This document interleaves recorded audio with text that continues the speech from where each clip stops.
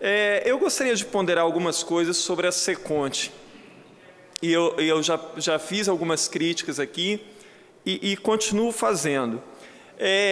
Você ter uma Secretaria de Controle e Transparência pode ser algo bastante importante, principalmente em tempos em que nós passamos a descobrir como está apodrecido as entranhas da política brasileira, sobretudo aquilo que tange o relacionamento público-privado.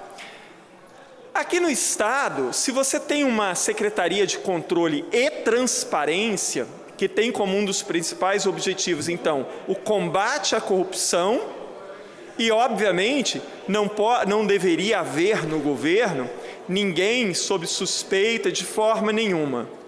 E aí, nós vamos lembrar que em 2015, o governo mandou para cá, e que foi apresentado através do então líder do governo, uma PEC para extinguir o artigo 145 da Constituição, um dos principais artigos a dar transparência, sobretudo no que tange a incentivos fiscais.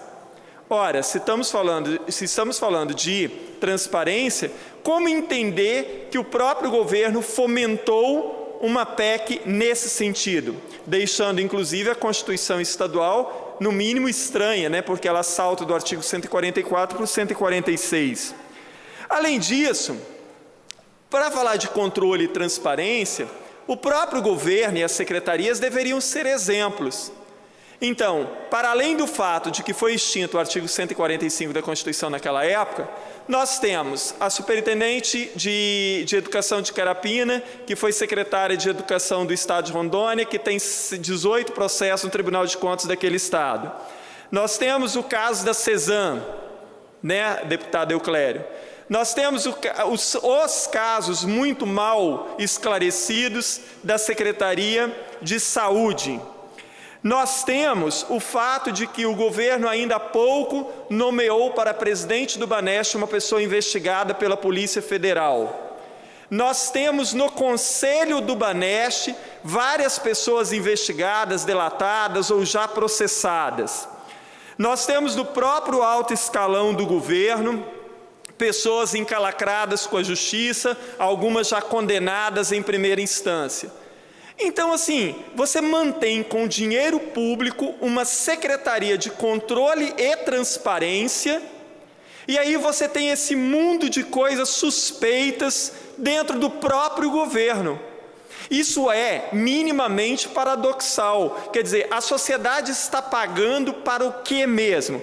Lembrando, deputado Euclério, que no ano passado foi criado, com a anuência desta Casa, o Fundo de Combate à Corrupção. Quer dizer, para além da Seconte, tem ainda o Fundo de Combate à Corrupção aqui no Estado.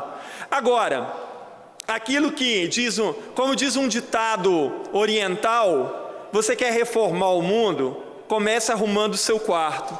Então essa é a questão.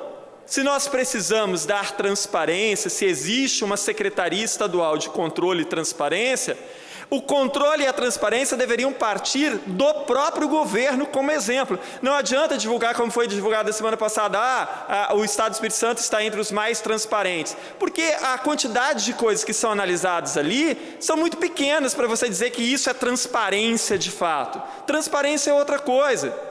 Nós mesmos, deputados, que temos como uma das prerrogativas a fiscalização, temos uma dificuldade imensa em acompanhar efetivamente como são feitos os gastos do governo. Tamanhos são os subterfúgios que são feitos para dificultar essa ação. Então, mais uma vez eu digo, eu continuo questionando a eficiência, a importância e a necessidade da Secretaria de Controle e Transparência com o mundo de obscuridade existentes dentro do próprio governo. Lembrando aqui aos colegas que, assim como o secretário Júlio Pompeu foi ao Rio de Janeiro dar uma palestra para mostrar como o Espírito Santo pode ser um exemplo para a segurança pública do Rio de Janeiro, o secretário Eugênio Ricas irá ao Rio Grande do Sul, salvo engano, em agosto ou setembro, alguma coisa assim, para falar do Espírito Santo como exemplo de controle e transparência. Seria cômico se não fosse trágico. Obrigado, presidente.